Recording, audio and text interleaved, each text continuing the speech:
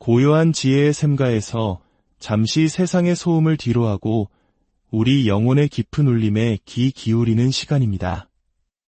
오늘의 이야기에 귀 기울여 주시는 모든 분들의 마음에 하나님의 크신 평화와 은총이 깃들기를 기도합니다. 이 이야기가 당신에게 작은 위로와 깨달음을 준다면 그 은혜를 주변의 소중한 이들과 함께 나누어 주십시오. 당신의 나눔을 통해 더 많은 영혼이 빛을 발견하게 될 것입니다. 당신의 선한 마음과 나눔의 주님의 축복이 항상 함께하기를 소망합니다. 오늘은 구약성경 사무엘상 19장에 기록된 한 편의 드라마 같은 이야기를 통해 우리 인간의 마음속에서 벌어지는 영원한 갈등에 대해 이야기 나누고자 합니다. 한 나라의 왕이었지만 끝없는 질투와 분노에 사로잡혔던 사울, 그의 아들이자 신의를 지키려 했던 왕자 요나단, 그리고 하나님이 선택한 영웅 다윗. 이 세 사람의 얽히고 설킨 관계 속에서 우리는 흔들리는 인간의 본성과 변치 않는 진리의 목소리를 발견하게 될 것입니다. 사무엘상 19장 1절에서 7절의 말씀을 현대적인 언어로 풀어보면 이러합니다. 이스라엘의 초대 왕 사울이 그의 아들 요나단과 모든 신하들에게 다윗을 죽이라고 명령했습니다. 하지만 사울의 아들 요나단은 다윗을 진심으로 아끼고 사랑했습니다. 그래서 그는 다윗에게 달려가 이 사실을 알렸습니다. 나의 아버지 사울 왕께서 자네를 죽이려 하시네. 부디 내일 아침 몸을 조심하여 은밀한 곳에 숨어 있게. 내가 아버지 곁에서 자네의 일에 대해 말씀드려보고 아버지의 뜻이 어떠한지 살펴본 후에 자네에게 알려주겠네.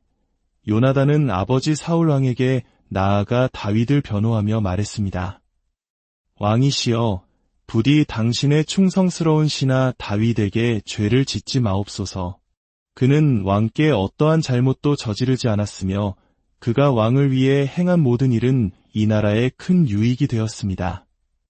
그는 자신의 목숨을 아끼지 않고 블레셋의 거인 골리앗과 싸워 이겼고 하나님께서는 그를 통해 온 이스라엘에 큰 승리와 구원을 안겨주셨습니다. 왕께서도 그날의 일을 보시고 기뻐하지 않으셨습니까? 어찌하여 아무 죄 없는 사람을 죽여 무고한 피를 흘리려 하시나이까? 이는 하나님 앞에서 큰 죄가 될 것입니다. 사울 왕은 아들 요나단의 진심 어린 충고에 마음이 움직였습니다. 그는 하나님의 살아계심을 두고 맹세하며 말했습니다. 내가 살아계신 하나님을 두고 맹세하노니 결코 다윗을 죽이지 않겠다. 이 약속을 들은 요나단은 다윗을 불러 모든 일을 알려주었고 다윗을 다시 사울왕 앞으로 인도했습니다. 그리고 다윗은 이전처럼 왕 앞에서 자신의 직무를 수행하게 되었습니다. 여기까지가 오늘 우리가 함께 나눌 이야기의 배경입니다. 이 짧은 이야기 속에는 한 인간의 마음이 얼마나 쉽게 흔들리고 변할 수 있는지가 생생하게 담겨 있습니다. 우리는 사울왕의 이야기에서 오락가락하는 마음이라는 중요한 주제를 발견하게 됩니다. 하나님의 영이 그와 함께 했을 때 그는 겸손하고 지혜로운 지도자였습니다. 그러나 하나님의 영이 그를 떠났을 때 그는 질투와 의심, 분노에 사로잡힌 폭군으로 변해갔습니다. 이것이 과연 사울 왕에게만 해당되는 이야기일까요? 그렇지 않습니다. 사실 우리 모두가 삶 속에서 이러한 오락가락함을 경험합니다. 어떤 날은 믿음과 확신에 차서 세상을 다 얻은 듯 기뻐하다가도 또 어떤 날은 작은 시련 앞에서 한없이 무너지고 절망합니다. 하나님의 영이 우리 안에 충만히 임재하는 듯하다가도 어느새 그 존재를 잊고 세속적인 욕심에 이끌려 살아갑니다. 문제는 오락가락의 방향성입니다. 어떤 사람은 흔들리면서도 점점 더 하나님께로 가까이 나아가는 반면 어떤 사람은 흔들리다가 결국 하나님에게서 완전히 멀어져 버립니다. 사울이 바로 후자의 길을 걸었던 인물입니다. 성경 데살로니가전서 5장은 우리에게 이렇게 권면합니다. 항상 기뻐하라. 쉬지 말고 기도하라. 범사에 감사하라. 그리고 바로 이어서 이렇게 경고합니다. 성령을 소멸하지 말며. 성령을 소멸하지 말라는 이 말씀은 역설적으로 성령이 우리 안에서 소멸될 수 있음을 의미합니다. 성령은 마치 불과 같아서 우리가 그 불씨를 잘 관리하지 않으면 언제든 사그라들 수 있다는 것입니다. 그렇다면 성령은 언제 우리 안에서 소멸되는 것일까요? 그것은 바로 하나님의 말씀이 우리의 삶 속에서 구체적인 행동으로, 즉 육신으로 나타나지 않을 때입니다. 요한복음은 예수 그리스도를 이렇게 증언합니다. 말씀이 육신이 되어 우리 가운데 거하심에 우리가 그의 영광을 보니 아버지의 독생자의 영광이요 은혜와 진리가 충만하더라. 하나님의 보이지 않는 말씀, 그 영적인 진리가 예수님이라는 한 인간의 삶을 통해 이 땅에 완벽하게 구현되었다는 뜻입니다. 바로 여기에 핵심이 있습니다. 우리가 하나님의 말씀을 듣고 성령의 감동을 느끼는 것에서 그친다면 그 영적인 체험은 시간이 지나면서 점차 희미해지고 결국 사라져버립니다. 그러나 그 말씀을 붙잡고 우리의 삶 속에서 실천할 때 그 말씀은 더 이상 추상적인 개념이 아니라 나의 구체적인 삶, 즉 나의 육신이 됩니다. 이렇게 삶으로 육화된 말씀은 결코 사라지지 않습니다. 예수님께서 들려주신 지혜로운 건축가의 비유를 생각해 보십시오. 말씀을 듣고 행하는 자는 반석 위에 집을 짓는 사람과 같아서 비가 오고 홍수가 나고 바람이 불어도 무너지지 않습니다. 그의 믿음의 집은 삶이라는 실천의 반석 위에 굳건히 서 있기 때문입니다. 그러나 말씀을 듣기만 하고 행하지 않는 자는 모래 이에 집을 짓는 어리석은 사람과 같습니다. 작은 시련의 비바람에도 그의 집은 힘없이 무너져 내리고 맙니다. 성령의 소멸은 결코 갑자기 일어나지 않습니다. 마치 타이어에 난 작은 구멍으로 바람이 조금씩 새어나가듯 아주 서서히 우리가 거의 인지하지 못하는 사이에 일어납니다. 예수님의 제자들이 변화산 아래에서 귀신 들린 아이를 고치지 못했던 사건이 이를 잘 보여줍니다. 그들은 과거에 귀신을 쫓아냈던 경험이 있었기에 자신들의 능력을 의심하지 않았습니다. 하지만 기도와 영적인 깨어있음을 게을리하는 동안 그들의 능력은 자신들도 모르는 사이에 모두 새어나가 버렸던 것입니다. 예수님께서는 기도 외에는 이런 종류가 나갈 수 없느니라고 말씀하시며 영적인 능력이란 끊임없는 하나님과의 교제와 실천을 통해서만 유지될 수 있음을 가르쳐 주셨습니다. 오늘 본문이 사울 왕이 바로 그 전형적인 예입니다. 그는 아들 요나단의 충언을 들었을 때 순간적으로 성령의 감동을 받았습니다. 아, 내가 틀렸구나. 다윗은 죄가 없구나. 그는 진심으로 뉘우쳤고 하나님의 이름으로 맹세까지 했습니다. 그 순간만큼은 그의 진심이었을 것입니다. 하지만 그 감동과 결심은 그의 삶을 바꾸는 구체적인 행동으로 이어지지 않았습니다. 그는 자신의 질투와 의심이라는 근본적인 죄의 문제를 해결하려 노력하지 않았습니다. 그 결과 얼마 지나지 않아 그는 다시금 분노에 휩싸여 다윗을 죽이려고 쫓아다니는 어리석은 왕으로 돌아가고 말았습니다. 듣기만 하고 행하지 않았기 때문에 말씀이 그의 삶에서 육신이 되지 못했기 때문에 성령의 감동은 한순간의 연기처럼 사라져버린 것입니다. 우리는 세례 요한의 삶을 통해 이대한 본보기를 발견할 수 있습니다. 예수님은 그를 광야에서 외치는 자의 소리라고 칭하셨습니다. 세례 요한은 단순히 입으로만 하나님의 말씀을 전한 사람이 아니었습니다. 그의 검소한 옷, 소박한 음식, 그리고 세상의 권력 앞에서 굴하지 않고 진리를 외쳤던 그의 모든 삶 자체가 하나님의 살아있는 메시지, 즉 소리였습니다. 그는 말씀이 육신이 된 삶을 살았던 것입니다. 우리 역시 마찬가지입니다. 우리가 살아가는 삶이 우리가 하는 말이 우리의 선택 하나하나가 하나님의 말씀을 증언하는 좋은 소리가 되어야 합니다. 설교단 위에서 외치는 거창한 말이 아니라 일상의 삶 속에서 내가 설교한 대로, 내가 믿는 대로 살아내는 그 작은 실천들이 모여 우리의 삶을 견고하게 만듭니다. 그렇게 말씀이 우리의 삶 속에서 육화될 때 성령은 결코 소멸되지 않고 우리 안에 영원히 거하며 우리를 인도하실 것입니다. 매일 새벽 혹은 고요한 시간에 하나님의 말씀을 듣고 묵상하는 귀한 성도 여러분, 오늘 당신의 마음에 와닿은 말씀은 무엇입니까? 사랑에 대한 깨달음입니까?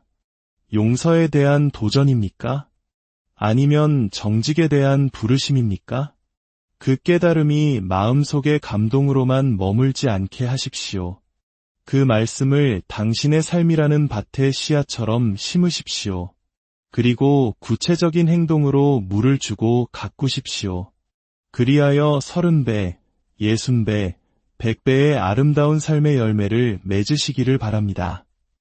사울처럼 감정과 상황에 따라 오락가락하며 결국 모든 것을 잃어버리는 삶이 아니라 듣고 깨달은 바를 굳건히 실천하여 반석 위의 선집처럼 흔들리지 않는 믿음의 삶을 살아가시기를 주님의 이름으로 축원합니다.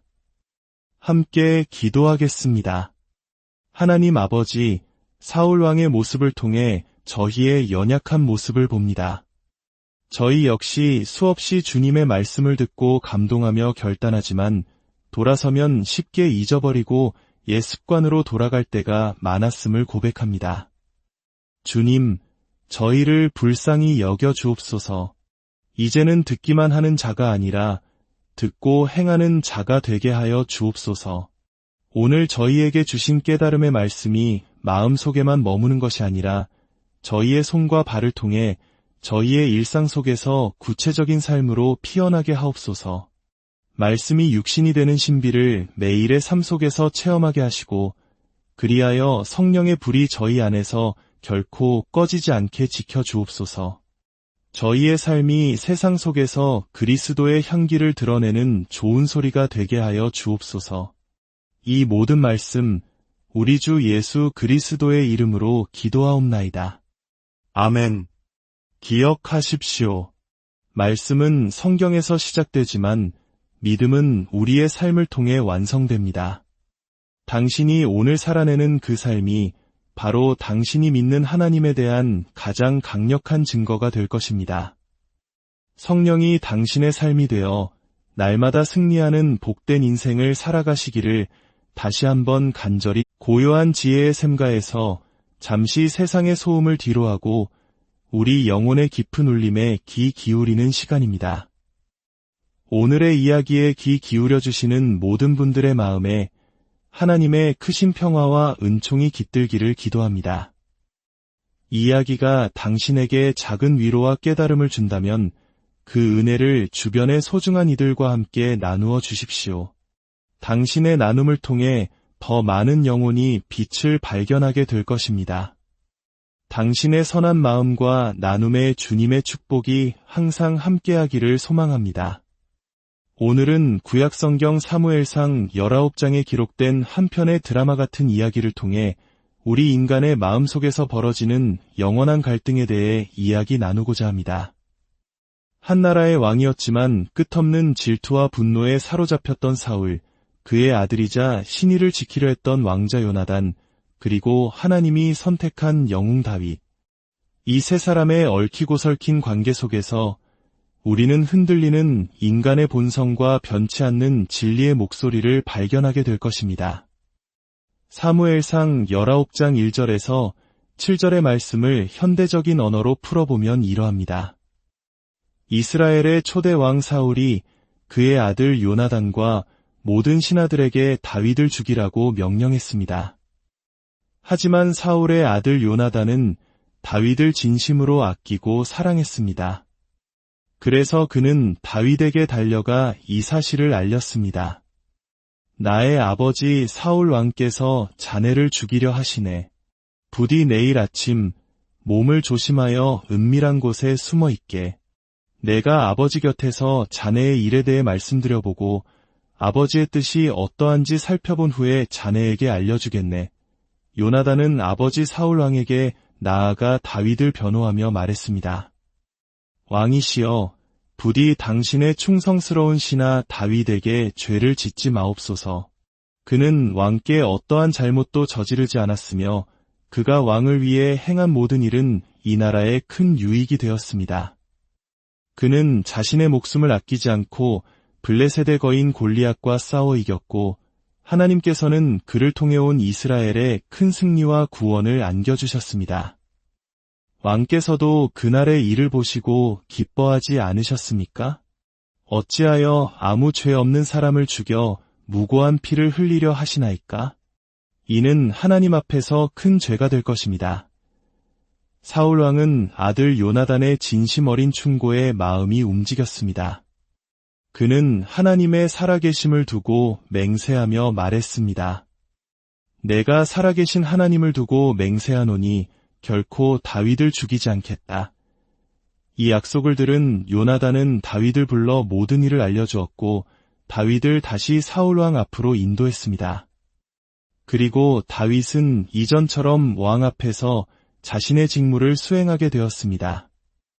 여기까지가 오늘 우리가 함께 나눌 이야기의 배경입니다. 이 짧은 이야기 속에는 한 인간의 마음이 얼마나 쉽게 흔들리고 변할 수 있는지가 생생하게 담겨 있습니다. 우리는 사울 왕의 이야기에서 오락가락하는 마음이라는 중요한 주제를 발견하게 됩니다. 하나님의 영이 그와 함께 했을 때 그는 겸손하고 지혜로운 지도자였습니다. 그러나 하나님의 영이 그를 떠났을 때 그는 질투와 의심, 분노에 사로잡힌 폭군으로 변해갔습니다. 이것이 과연 사울 왕에게만 해당되는 이야기일까요? 그렇지 않습니다. 사실 우리 모두가 삶 속에서 이러한 오락가락함을 경험합니다.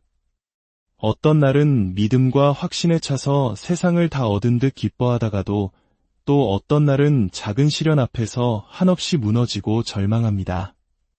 하나님의 영이 우리 안에 충만히 임재하는 듯하다가도 어느새 그 존재를 잊고 세속적인 욕심에 이끌려 살아갑니다. 문제는 오락가락의 방향성입니다. 어떤 사람은 흔들리면서도 점점 더 하나님께로 가까이 나아가는 반면 어떤 사람은 흔들리다가 결국 하나님에게서 완전히 멀어져 버립니다. 사울이 바로 후자의 길을 걸었던 인물입니다. 성경 데살로니가전서 5장은 우리에게 이렇게 권면합니다. 항상 기뻐하라. 쉬지 말고 기도하라.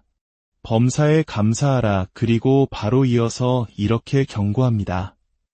성령을 소멸하지 말며 성령을 소멸하지 말라는 이 말씀은 역설적으로 성령이 우리 안에서 소멸될 수 있음을 의미합니다. 성령은 마치 불과 같아서 우리가 그 불씨를 잘 관리하지 않으면 언제든 사그라들 수 있다는 것입니다. 그렇다면 성령은 언제 우리 안에서 소멸되는 것일까요?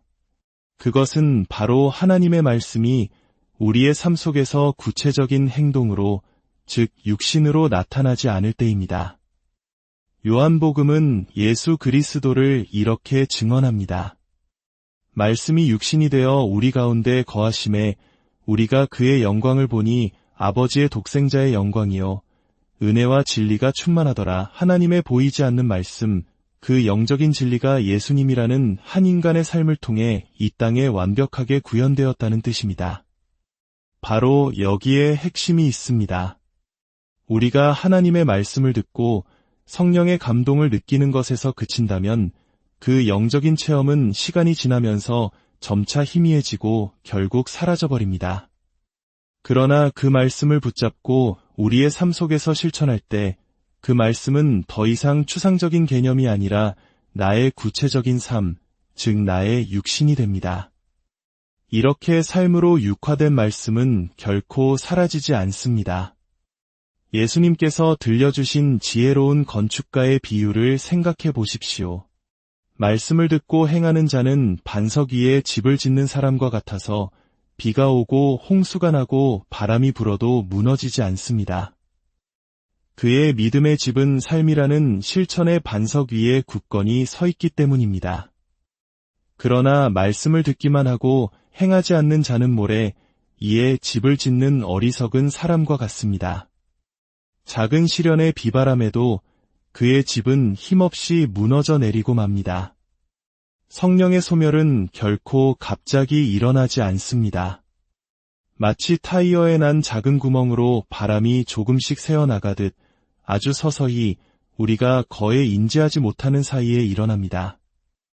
예수님의 제자들이 변화산 아래에서 귀신 들린 아이를 고치지 못했던 사건이 이를 잘 보여줍니다. 그들은 과거에 귀신을 쫓아냈던 경험이 있었기에 자신들의 능력을 의심하지 않았습니다. 하지만 기도와 영적인 깨어있음을 게을리하는 동안 그들의 능력은 자신들도 모르는 사이에 모두 새어나가 버렸던 것입니다.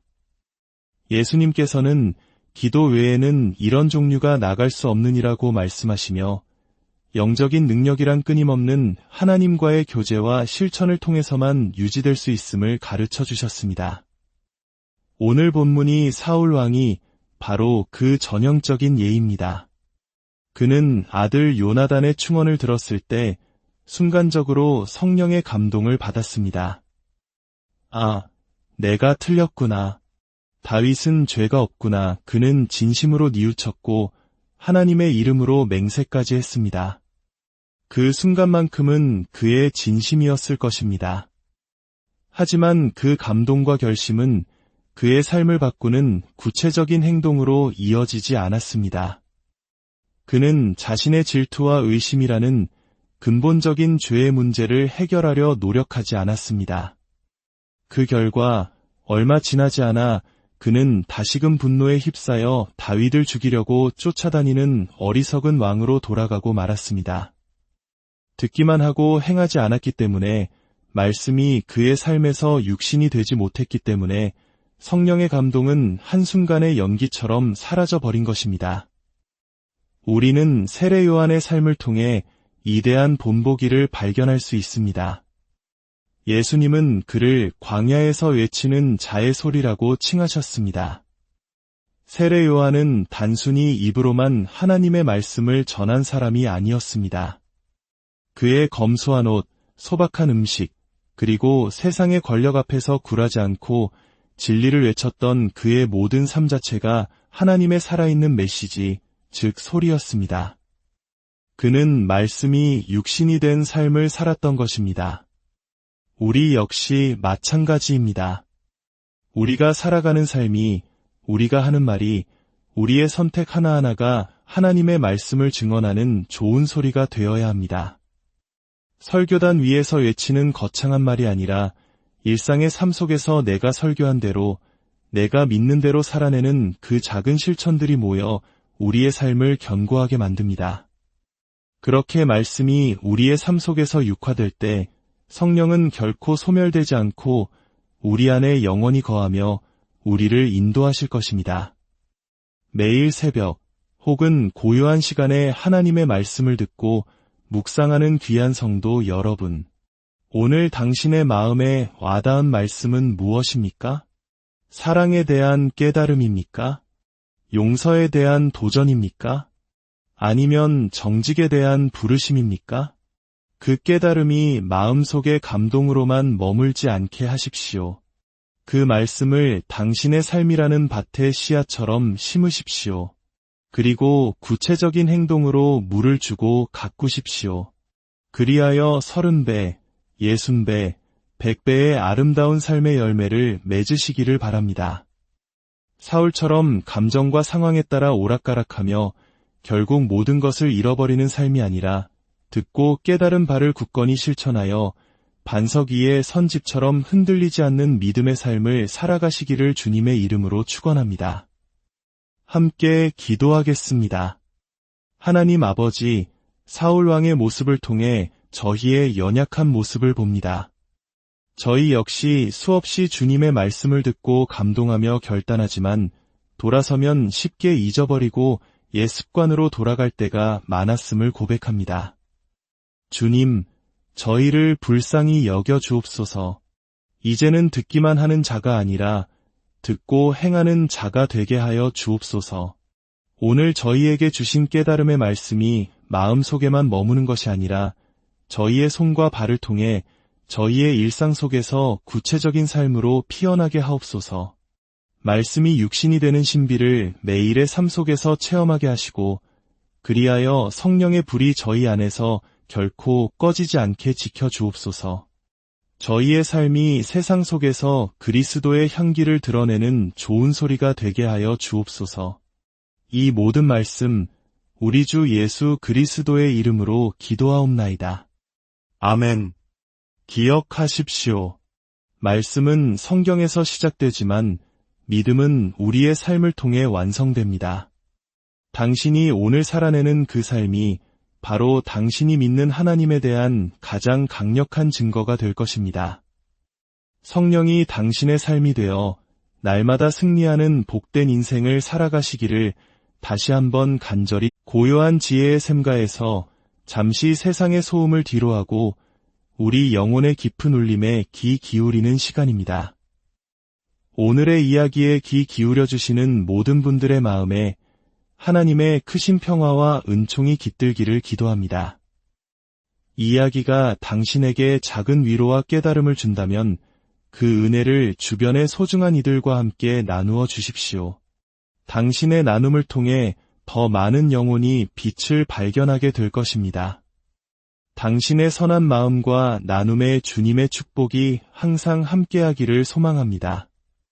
오늘은 구약성경 사무엘상 19장에 기록된 한 편의 드라마 같은 이야기를 통해 우리 인간의 마음속에서 벌어지는 영원한 갈등에 대해 이야기 나누고자 합니다. 한 나라의 왕이었지만 끝없는 질투와 분노에 사로잡혔던 사울, 그의 아들이자 신의를 지키려 했던 왕자 요나단, 그리고 하나님이 선택한 영웅 다윗. 이 세 사람의 얽히고 설킨 관계 속에서 우리는 흔들리는 인간의 본성과 변치 않는 진리의 목소리를 발견하게 될 것입니다. 사무엘상 19장 1절에서 7절의 말씀을 현대적인 언어로 풀어보면 이러합니다. 이스라엘의 초대 왕 사울이 그의 아들 요나단과 모든 신하들에게 다윗을 죽이라고 명령했습니다. 하지만 사울의 아들 요나단은 다윗을 진심으로 아끼고 사랑했습니다. 그래서 그는 다윗에게 달려가 이 사실을 알렸습니다. 나의 아버지 사울 왕께서 자네를 죽이려 하시네. 부디 내일 아침 몸을 조심하여 은밀한 곳에 숨어 있게. 내가 아버지 곁에서 자네의 일에 대해 말씀드려보고 아버지의 뜻이 어떠한지 살펴본 후에 자네에게 알려주겠네. 요나단은 아버지 사울 왕에게 나아가 다윗을 변호하며 말했습니다. 왕이시여, 부디 당신의 충성스러운 신하 다윗에게 죄를 짓지 마옵소서. 그는 왕께 어떠한 잘못도 저지르지 않았으며 그가 왕을 위해 행한 모든 일은 이 나라에 큰 유익이 되었습니다. 그는 자신의 목숨을 아끼지 않고 블레셋의 거인 골리앗과 싸워 이겼고 하나님께서는 그를 통해 온 이스라엘에 큰 승리와 구원을 안겨주셨습니다. 왕께서도 그날의 일을 보시고 기뻐하지 않으셨습니까? 어찌하여 아무 죄 없는 사람을 죽여 무고한 피를 흘리려 하시나이까? 이는 하나님 앞에서 큰 죄가 될 것입니다. 사울 왕은 아들 요나단의 진심 어린 충고에 마음이 움직였습니다. 그는 하나님의 살아계심을 두고 맹세하며 말했습니다. 내가 살아계신 하나님을 두고 맹세하노니 결코 다윗을 죽이지 않겠다. 이 약속을 들은 요나단은 다윗을 불러 모든 일을 알려주었고 다윗을 다시 사울왕 앞으로 인도했습니다. 그리고 다윗은 이전처럼 왕 앞에서 자신의 직무를 수행하게 되었습니다. 여기까지가 오늘 우리가 함께 나눌 이야기의 배경입니다. 이 짧은 이야기 속에는 한 인간의 마음이 얼마나 쉽게 흔들리고 변할 수 있는지가 생생하게 담겨 있습니다. 우리는 사울왕의 이야기에서 오락가락하는 마음이라는 중요한 주제를 발견하게 됩니다. 하나님의 영이 그와 함께했을 때 그는 겸손하고 지혜로운 지도자였습니다. 그러나 하나님의 영이 그를 떠났을 때 그는 질투와 의심, 분노에 사로잡힌 폭군으로 변해갔습니다. 이것이 과연 사울 왕에게만 해당되는 이야기일까요? 그렇지 않습니다. 사실 우리 모두가 삶 속에서 이러한 오락가락함을 경험합니다. 어떤 날은 믿음과 확신에 차서 세상을 다 얻은 듯 기뻐하다가도 또 어떤 날은 작은 시련 앞에서 한없이 무너지고 절망합니다. 하나님의 영이 우리 안에 충만히 임재하는 듯하다가도 어느새 그 존재를 잊고 세속적인 욕심에 이끌려 살아갑니다. 문제는 오락가락의 방향성입니다. 어떤 사람은 흔들리면서도 점점 더 하나님께로 가까이 나아가는 반면 어떤 사람은 흔들리다가 결국 하나님에게서 완전히 멀어져 버립니다. 사울이 바로 후자의 길을 걸었던 인물입니다.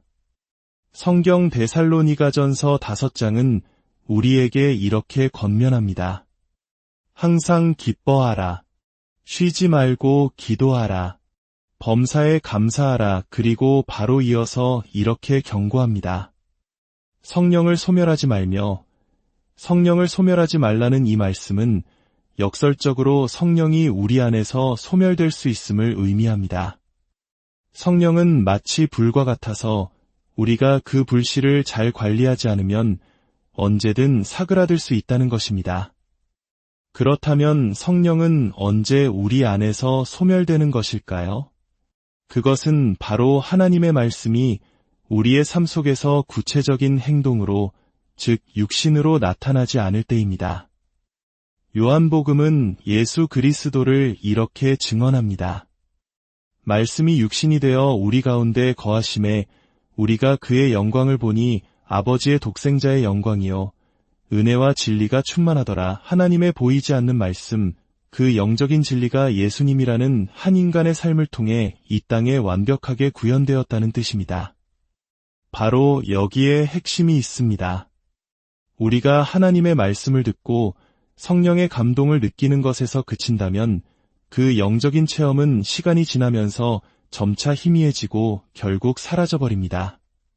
그러나 그 말씀을 붙잡고 우리의 삶 속에서 실천할 때 그 말씀은 더 이상 추상적인 개념이 아니라 나의 구체적인 삶, 즉 나의 육신이 됩니다.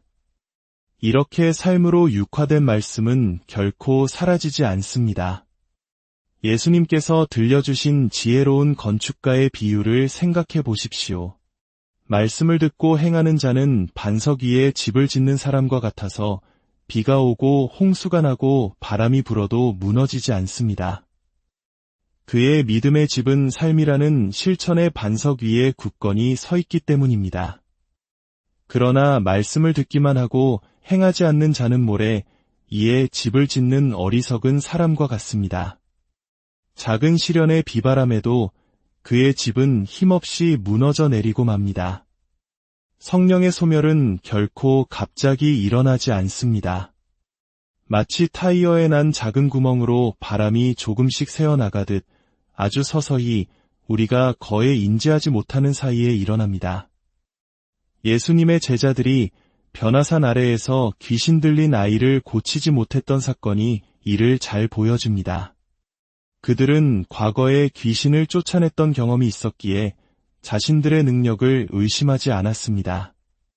하지만 기도와 영적인 깨어있음을 게을리하는 동안 그들의 능력은 자신들도 모르는 사이에 모두 새어나가 버렸던 것입니다.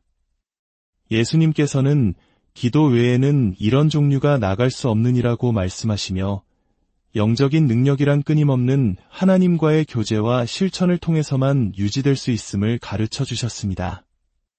오늘 본문이 사울 왕이 바로 그 전형적인 예입니다. 그는 아들 요나단의 충언을 들었을 때 순간적으로 성령의 감동을 받았습니다. 아, 내가 틀렸구나. 다윗은 죄가 없구나. 그는 진심으로 뉘우쳤고 하나님의 이름으로 맹세까지 했습니다. 그 순간만큼은 그의 진심이었을 것입니다. 하지만 그 감동과 결심은 그의 삶을 바꾸는 구체적인 행동으로 이어지지 않았습니다. 그는 자신의 질투와 의심이라는 근본적인 죄의 문제를 해결하려 노력하지 않았습니다. 그 결과 얼마 지나지 않아 그는 다시금 분노에 휩싸여 다윗을 죽이려고 쫓아다니는 어리석은 왕으로 돌아가고 말았습니다. 듣기만 하고 행하지 않았기 때문에, 말씀이 그의 삶에서 육신이 되지 못했기 때문에 성령의 감동은 한순간의 연기처럼 사라져버린 것입니다. 우리는 세례 요한의 삶을 통해 이대한 본보기를 발견할 수 있습니다. 예수님은 그를 광야에서 외치는 자의 소리라고 칭하셨습니다. 세례 요한은 단순히 입으로만 하나님의 말씀을 전한 사람이 아니었습니다. 그의 검소한 옷, 소박한 음식, 그리고 세상의 권력 앞에서 굴하지 않고 진리를 외쳤던 그의 모든 삶 자체가 하나님의 살아있는 메시지, 즉 소리였습니다. 그는 말씀이 육신이 된 삶을 살았던 것입니다. 우리 역시 마찬가지입니다. 우리가 살아가는 삶이, 우리가 하는 말이, 우리의 선택 하나하나가 하나님의 말씀을 증언하는 좋은 소리가 되어야 합니다. 설교단 위에서 외치는 거창한 말이 아니라 일상의 삶 속에서 내가 설교한 대로, 내가 믿는 대로 살아내는 그 작은 실천들이 모여 우리의 삶을 견고하게 만듭니다.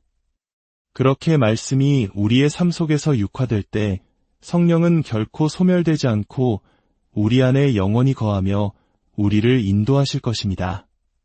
매일 새벽 혹은 고요한 시간에 하나님의 말씀을 듣고 묵상하는 귀한 성도 여러분, 오늘 당신의 마음에 와닿은 말씀은 무엇입니까? 사랑에 대한 깨달음입니까? 용서에 대한 도전입니까? 아니면 정직에 대한 부르심입니까? 그 깨달음이 마음속의 감동으로만 머물지 않게 하십시오. 그 말씀을 당신의 삶이라는 밭의 씨앗처럼 심으십시오. 그리고 구체적인 행동으로 물을 주고 가꾸십시오. 그리하여 30배, 60배, 100배의 아름다운 삶의 열매를 맺으시기를 바랍니다.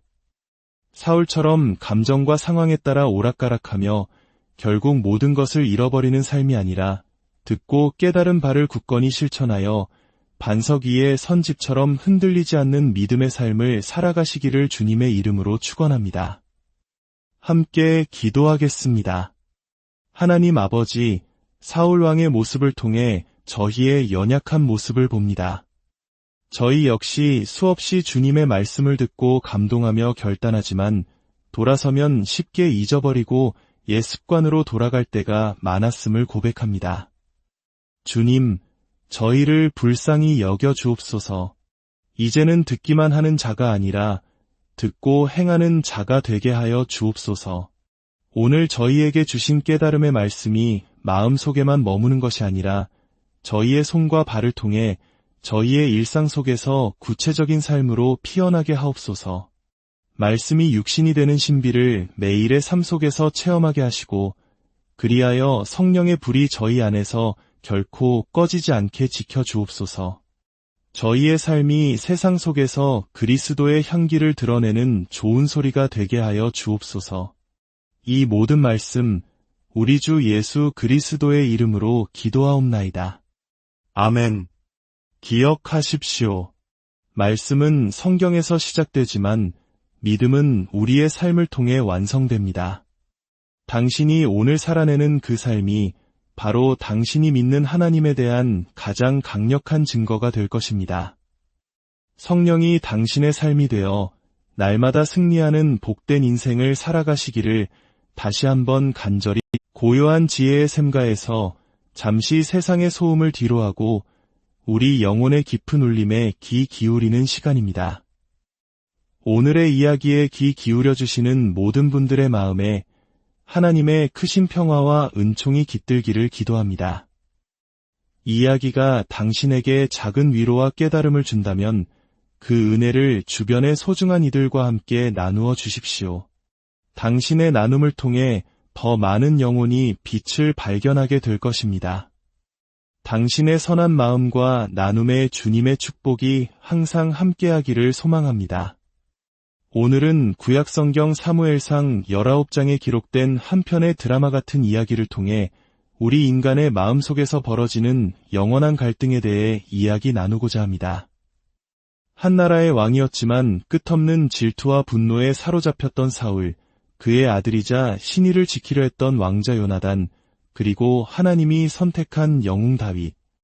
이 세 사람의 얽히고 설킨 관계 속에서 우리는 흔들리는 인간의 본성과 변치 않는 진리의 목소리를 발견하게 될 것입니다. 사무엘상 19장 1절에서 7절의 말씀을 현대적인 언어로 풀어보면 이러합니다. 이스라엘의 초대 왕 사울이 그의 아들 요나단과 모든 신하들에게 다윗을 죽이라고 명령했습니다. 하지만 사울의 아들 요나단은 다윗을 진심으로 아끼고 사랑했습니다. 그래서 그는 다윗에게 달려가 이 사실을 알렸습니다. 나의 아버지 사울 왕께서 자네를 죽이려 하시네. 부디 내일 아침 몸을 조심하여 은밀한 곳에 숨어 있게. 내가 아버지 곁에서 자네의 일에 대해 말씀드려보고 아버지의 뜻이 어떠한지 살펴본 후에 자네에게 알려주겠네. 요나단은 아버지 사울 왕에게 나아가 다윗을 변호하며 말했습니다. 왕이시여, 부디 당신의 충성스러운 신하 다윗에게 죄를 짓지 마옵소서. 그는 왕께 어떠한 잘못도 저지르지 않았으며 그가 왕을 위해 행한 모든 일은 이 나라에 큰 유익이 되었습니다.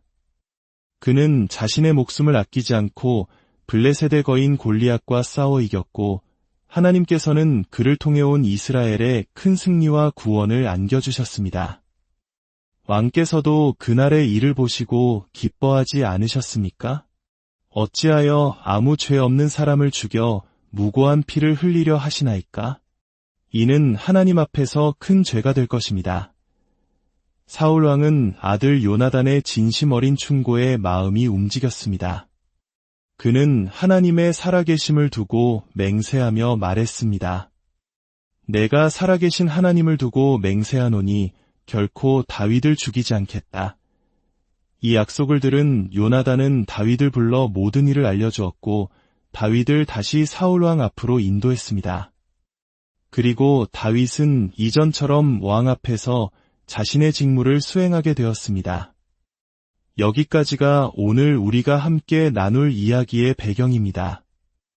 이 짧은 이야기 속에는 한 인간의 마음이 얼마나 쉽게 흔들리고 변할 수 있는지가 생생하게 담겨 있습니다. 우리는 사울 왕의 이야기에서 오락가락하는 마음이라는 중요한 주제를 발견하게 됩니다. 하나님의 영이 그와 함께 했을 때 그는 겸손하고 지혜로운 지도자였습니다. 그러나 하나님의 영이 그를 떠났을 때 그는 질투와 의심, 분노에 사로잡힌 폭군으로 변해갔습니다. 이것이 과연 사울 왕에게만 해당되는 이야기일까요? 그렇지 않습니다. 사실 우리 모두가 삶 속에서 이러한 오락가락함을 경험합니다. 어떤 날은 믿음과 확신에 차서 세상을 다 얻은 듯 기뻐하다가도 또 어떤 날은 작은 시련 앞에서 한없이 무너지고 절망합니다. 하나님의 영이 우리 안에 충만히 임재하는 듯하다가도 어느새 그 존재를 잊고 세속적인 욕심에 이끌려 살아갑니다. 문제는 오락가락의 방향성입니다. 어떤 사람은 흔들리면서도 점점 더 하나님께로 가까이 나아가는 반면 어떤 사람은 흔들리다가 결국 하나님에게서 완전히 멀어져 버립니다.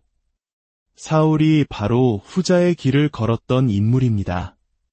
성경 데살로니가전서 5장은 우리에게 이렇게 권면합니다. 항상 기뻐하라.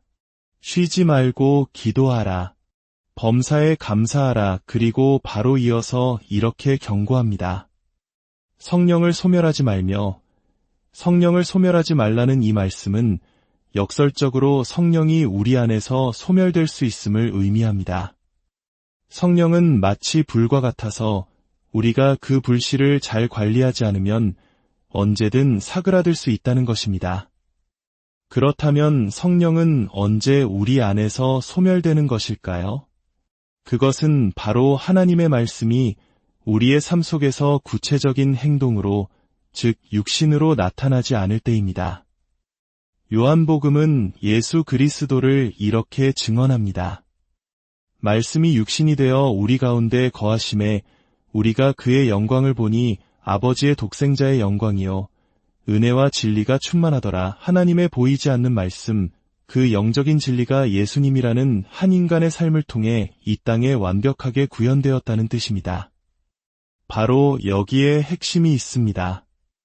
우리가 하나님의 말씀을 듣고 성령의 감동을 느끼는 것에서 그친다면 그 영적인 체험은 시간이 지나면서 점차 희미해지고 결국 사라져버립니다. 그러나 그 말씀을 붙잡고 우리의 삶 속에서 실천할 때 그 말씀은 더 이상 추상적인 개념이 아니라 나의 구체적인 삶, 즉 나의 육신이 됩니다. 이렇게 삶으로 육화된 말씀은 결코 사라지지 않습니다. 예수님께서 들려주신 지혜로운 건축가의 비유를 생각해 보십시오. 말씀을 듣고 행하는 자는 반석 위에 집을 짓는 사람과 같아서 비가 오고 홍수가 나고 바람이 불어도 무너지지 않습니다. 그의 믿음의 집은 삶이라는 실천의 반석 위에 굳건히 서 있기 때문입니다. 그러나 말씀을 듣기만 하고 행하지 않는 자는 모래, 이에 집을 짓는 어리석은 사람과 같습니다. 작은 시련의 비바람에도 그의 집은 힘없이 무너져 내리고 맙니다. 성령의 소멸은 결코 갑자기 일어나지 않습니다. 마치 타이어에 난 작은 구멍으로 바람이 조금씩 새어나가듯 아주 서서히 우리가 거의 인지하지 못하는 사이에 일어납니다. 예수님의 제자들이 변화산 아래에서 귀신 들린 아이를 고치지 못했던 사건이 이를 잘 보여줍니다. 그들은 과거에 귀신을 쫓아냈던 경험이 있었기에 자신들의 능력을 의심하지 않았습니다. 하지만 기도와 영적인 깨어있음을 게을리하는 동안 그들의 능력은 자신들도 모르는 사이에 모두 새어나가 버렸던 것입니다. 예수님께서는 기도 외에는 이런 종류가 나갈 수 없느니라고 말씀하시며 영적인 능력이란 끊임없는 하나님과의 교제와 실천을 통해서만 유지될 수 있음을 가르쳐 주셨습니다. 오늘 본문이 사울 왕이 바로 그 전형적인 예입니다. 그는 아들 요나단의 충언을 들었을 때 순간적으로 성령의 감동을 받았습니다. 아, 내가 틀렸구나. 다윗은 죄가 없구나. 그는 진심으로 뉘우쳤고 하나님의 이름으로 맹세까지 했습니다. 그 순간만큼은 그의 진심이었을 것입니다. 하지만 그 감동과 결심은 그의 삶을 바꾸는 구체적인 행동으로 이어지지 않았습니다. 그는 자신의 질투와 의심이라는 근본적인 죄의 문제를 해결하려 노력하지 않았습니다. 그 결과 얼마 지나지 않아 그는 다시금 분노에 휩싸여 다윗을 죽이려고 쫓아다니는 어리석은 왕으로 돌아가고 말았습니다. 듣기만 하고 행하지 않았기 때문에 말씀이 그의 삶에서 육신이 되지 못했기 때문에 성령의 감동은 한순간의 연기처럼 사라져버린 것입니다. 우리는 세례 요한의 삶을 통해 이대한 본보기를 발견할 수 있습니다.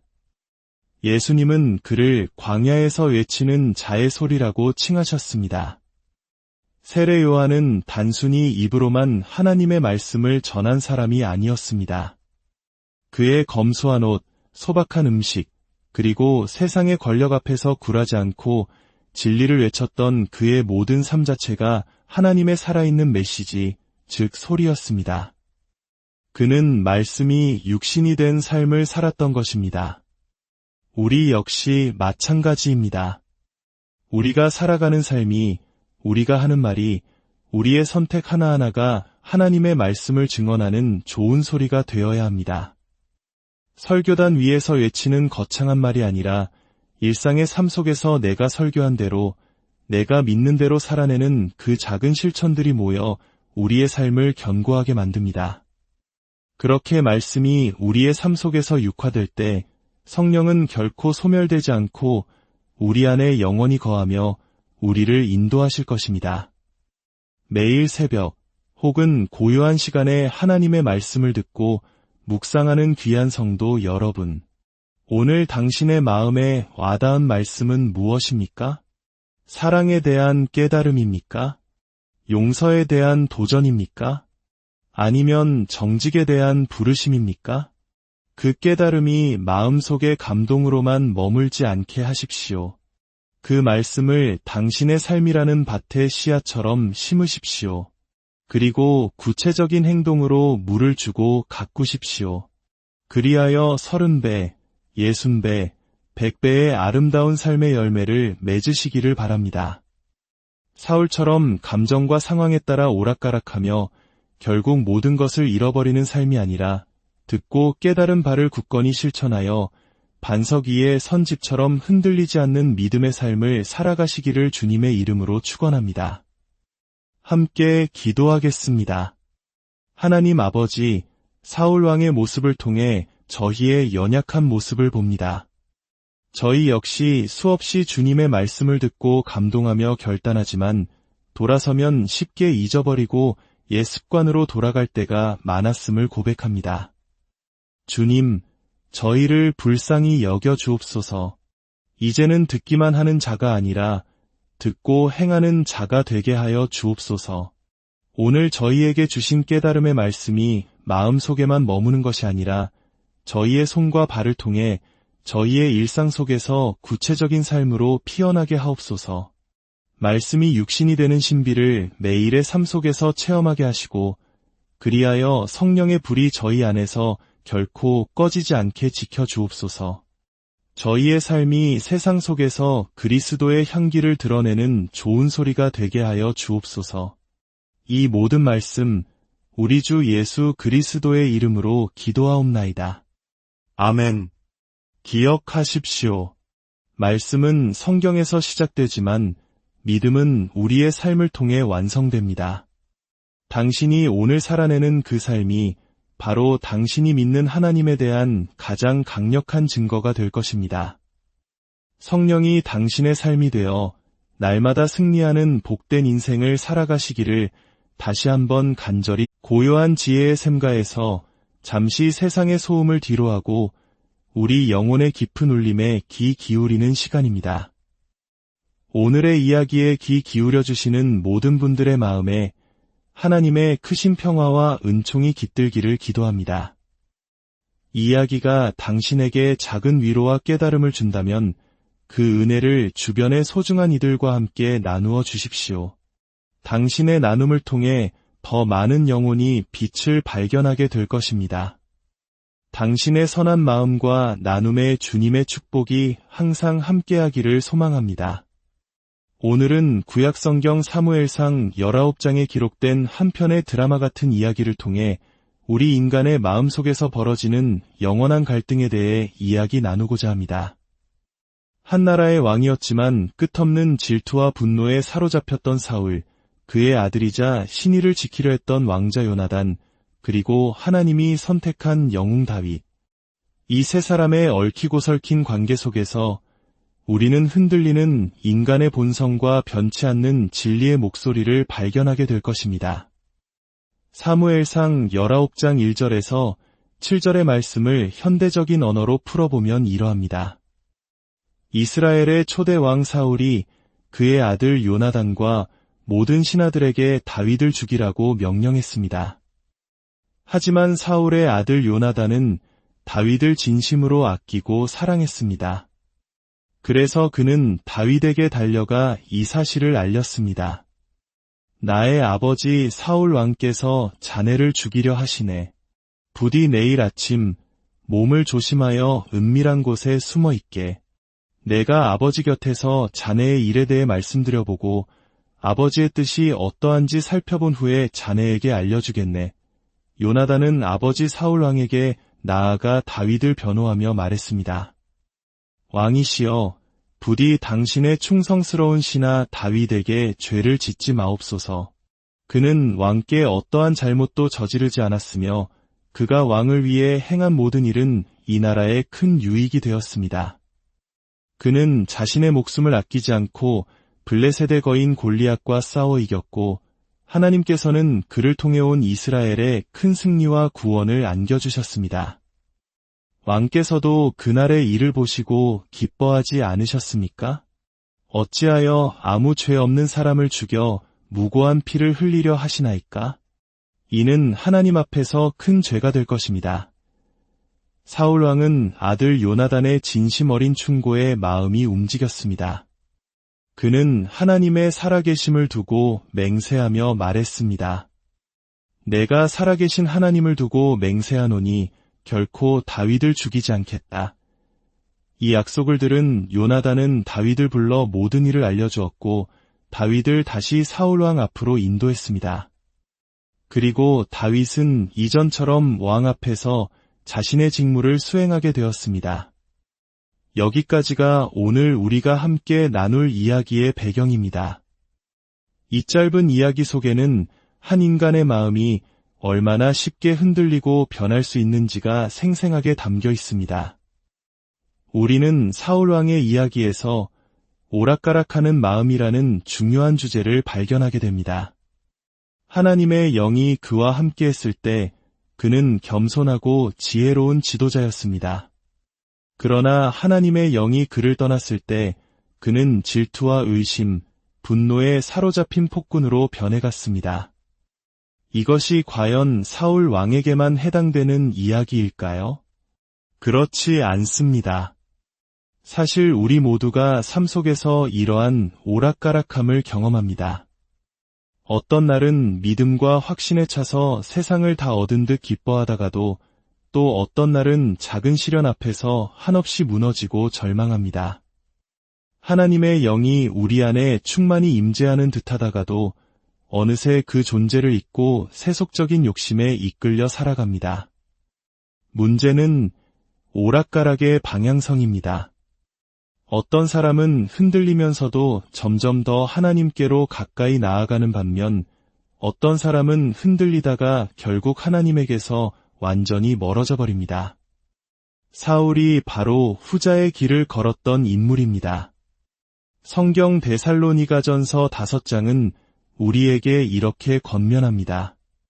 항상 기뻐하라. 쉬지 말고 기도하라. 범사에 감사하라. 그리고 바로 이어서 이렇게 경고합니다. 성령을 소멸하지 말며 성령을 소멸하지 말라는 이 말씀은 역설적으로 성령이 우리 안에서 소멸될 수 있음을 의미합니다. 성령은 마치 불과 같아서 우리가 그 불씨를 잘 관리하지 않으면 언제든 사그라들 수 있다는 것입니다. 그렇다면 성령은 언제 우리 안에서 소멸되는 것일까요? 그것은 바로 하나님의 말씀이 우리의 삶 속에서 구체적인 행동으로, 즉 육신으로 나타나지 않을 때입니다. 요한복음은 예수 그리스도를 이렇게 증언합니다. 말씀이 육신이 되어 우리 가운데 거하심에 우리가 그의 영광을 보니 아버지의 독생자의 영광이요 은혜와 진리가 충만하더라. 하나님의 보이지 않는 말씀, 그 영적인 진리가 예수님이라는 한 인간의 삶을 통해 이 땅에 완벽하게 구현되었다는 뜻입니다. 바로 여기에 핵심이 있습니다. 우리가 하나님의 말씀을 듣고 성령의 감동을 느끼는 것에서 그친다면 그 영적인 체험은 시간이 지나면서 점차 희미해지고 결국 사라져버립니다. 그러나 그 말씀을 붙잡고 우리의 삶 속에서 실천할 때 그 말씀은 더 이상 추상적인 개념이 아니라 나의 구체적인 삶, 즉 나의 육신이 됩니다. 이렇게 삶으로 육화된 말씀은 결코 사라지지 않습니다. 예수님께서 들려주신 지혜로운 건축가의 비유를 생각해 보십시오.